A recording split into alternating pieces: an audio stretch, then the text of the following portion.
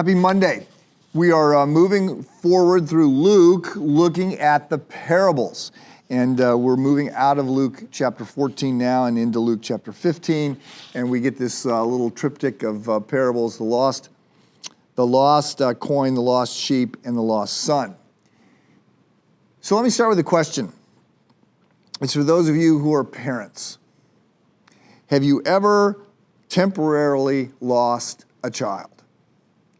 Now, those of you who are not parents are thinking, oh my goodness, have you ever lost a child? What kind of horrible, terrible, irresponsible parent loses a child, even for a moment?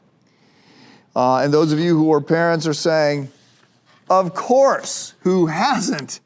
They're like little ninja warriors. They silently vanish in malls and parks, and sometimes right in front of your very eyes, they slip away and you can't find them.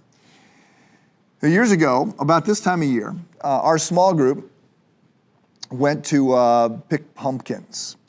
And we went out to this farm that was set up, and it's got, bobbing for apples and hay rides and apple cider and all this stuff. And one of the things that you can do, and there's like 4 families, and between the 4 families, we probably have a dozen kids between the ages of, 10 and under.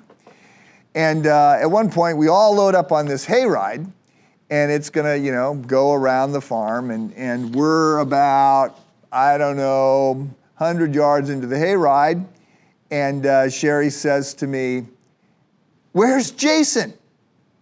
And we, suddenly all the parents are looking around, and he's not there, and I'm like, "I thought you had him," and she's like, "I thought you had him." And so I jump out of the back of the hay wagon, and I'm running as fast as I can run back towards the farm where there's 100 people. And as I get close, I can see where he is because there's a big crowd of adults who are trying to console this, shrieking 2-year-old who won't let anybody touch him. And I, call his name, and I go running through the crowd, and I swoop him up, and he just squeezes my neck. I remember I'm like, at some point, I'm like, okay, dude, I get that you are really scared, but I am gonna have to breathe.